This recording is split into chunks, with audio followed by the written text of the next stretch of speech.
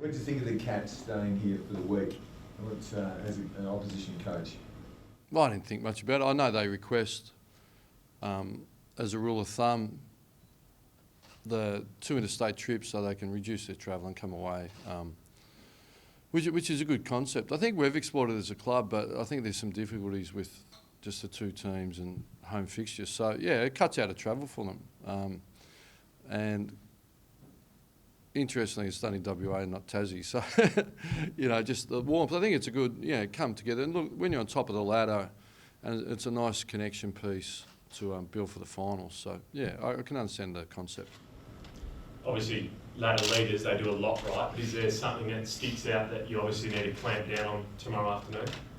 Oh, look, you don't fluke being on top of the ladder, and they found their scoring power again last week. So, where we really would like to improve our game again, employ, strong contested ball, ground ball team. We'd like to get back to that.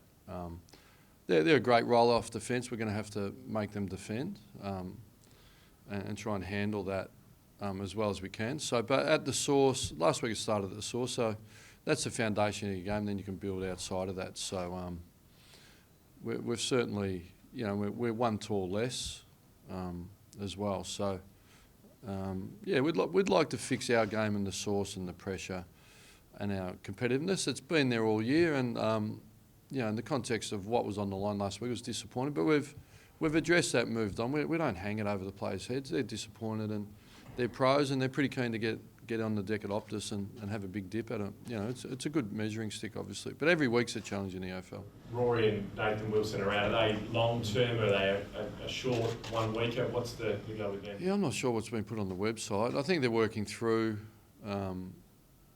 Wilson's been playing with a jab in his toe for about 4 or 5 weeks, so he just got too sore. So hopefully we'll get him back in a week or 2. Rory, they're just exploring that shoulders, my understanding, and the other one was Luke Ryan with the hammy. Yeah, like he'll struggle to get back. I would think maybe the last one of the year. So on Rory saying exploring the shoulder, is surgery an option there, and potentially maybe not coming back in 2019? Yeah, potentially. Yeah. You're tempted to rule the line through Rory, are you? Is that what you're saying? No, that's what I said. I said they're exploring the shoulder and trying to find a solution. And my understanding, potentially it could require at some point some surgery. The scoring power for yourself is obviously down a lot heavily in the last 6 weeks in particular. Where's Cam McCarthy at the moment, obviously with no Tavernar and Hogan, and also Lob as well? Yeah, look, that's a really pertinent question, and we threw that up, that match committee. But at the end of the day, we need to keep integrity to selection and performance. So Cam has played some really good games, and Cam's clear on some of the things he needs to work on, and there's still plenty to go here for us. So hopefully he goes to Peel and plays a really good game and finds himself back in the seniors. We'd love that to happen. Is it output, effort, contest? What's sort of one of the driving forces, I think, that you want to see improvement from? Well, I think I'm really only prepared to talk in broad terms. That's between Cam and the forward line coach, ball movement, David Hale. He's got some specifics, he's got some strengths, and so he's pretty clear, and that's all we need to know. Have we seen the last of Hayden Valentine now that he's been dropped? Yeah, it's not something for me to answer. There's 4 games to go. I'm just really here to talk about this game. Hayden's certainly going to play at Peel and push for selection next week. How tough's that for you, considering he's been a favourite player of yours, or seems to be a favourite player of yours for quite some time? Well, look, it's tough at all times. All players, you care for all your players. So, but he's a pro. He's a hard-nosed pro. He trained really well. He's leading the group. He's vocal. He's a passionate Docker person. So, if we both keep the big picture in mind, things are good. Things are really good. How do you structure your forward line with, obviously, Rory was probably the tall forward, Ross? Yeah, and look, we viewed Rory as a tall forward, and we played 2 ruckmen. So, but I suppose theoretically it looked like 3 ruckmen. We're just going to have to be a little bit shorter. Our 5 played forward. Mundy can go through there. So we're just going to have to be a little bit creative. Walters can play a fair bit forward, and he's really dangerous forward and out of the goal square. So we'll look at some of those options. Brandon's a goal kicker. So we'd like to create scoring opportunities off turning it over. and going quick enough to score. Would you like it to be wet? Well, it's not something I think about. I can't control it. We just, you should be able to play in any conditions. Have you had a chat to Colin Young about his concerns, Ross? What do you mean? Have you had a chat to Colin Young? Has he called me? Yeah. Some things are private. Yeah, Colin, we spoke yesterday, so it was a really good conversation. He just rang to clarify the context of his comments, really, so because he felt they're taken out of context. But I said, mate, that's not unusual, so relax. So you're comfortable with where it's at, the rehab, and you don't need to get any input from him, or? I think if you've got players at your club and there's been some long-term concern, you're entitled to ask and contact the club, and he's got a very close working relationship, in particular with Steve Rossich.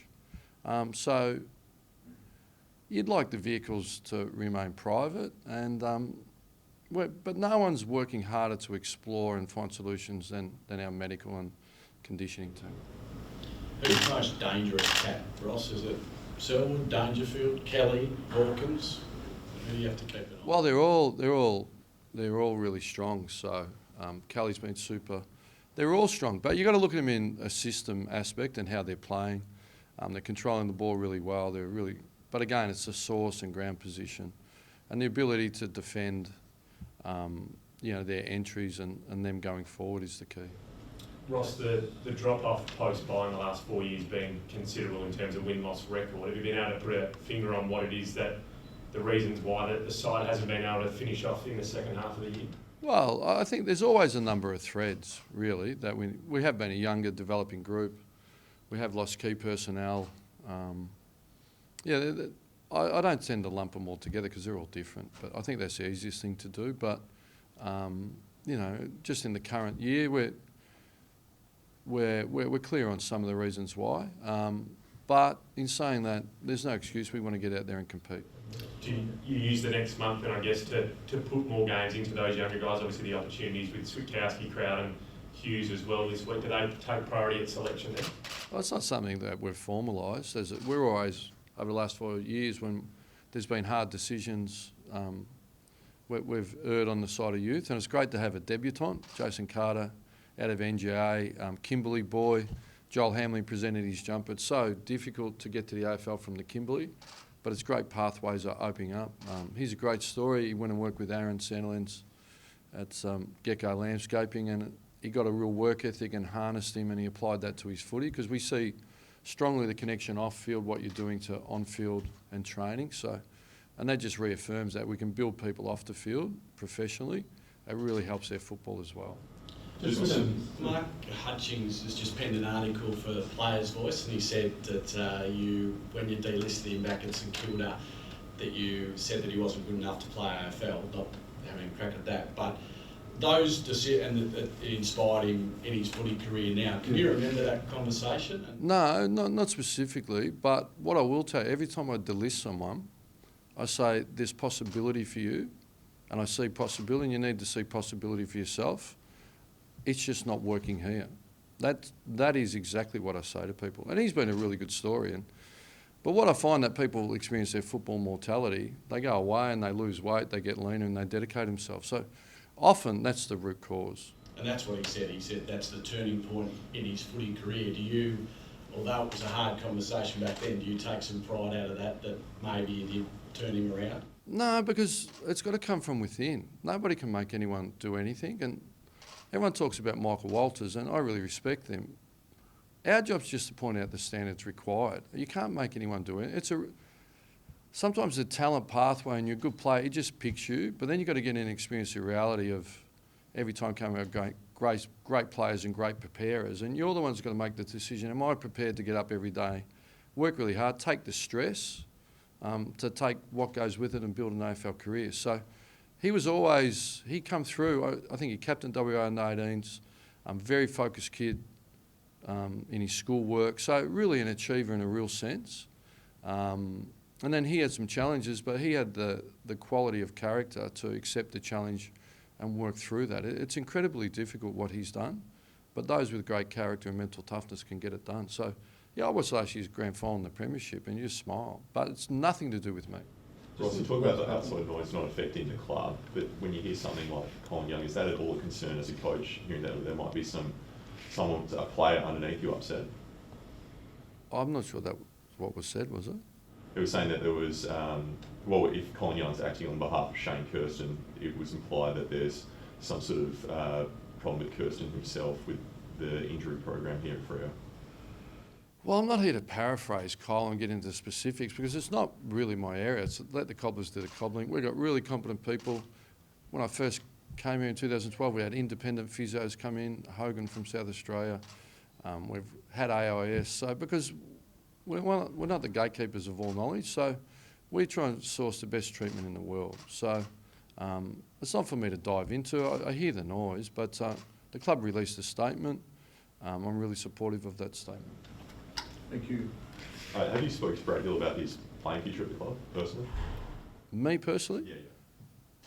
All my conversations are private with my players. I can't share everything. Are you optimistic he'll be here next year? Yeah, I really like what Chris Scott said about Tim Kelly. Playing great football, probably played the best football of his career. Loves the club, loves the players. And actually Brad's contracted for 2 years as well. But we always work with our players. He's pretty special since he's been here. Got a great connection with the Hill family and Stephen. So we always work with all our players.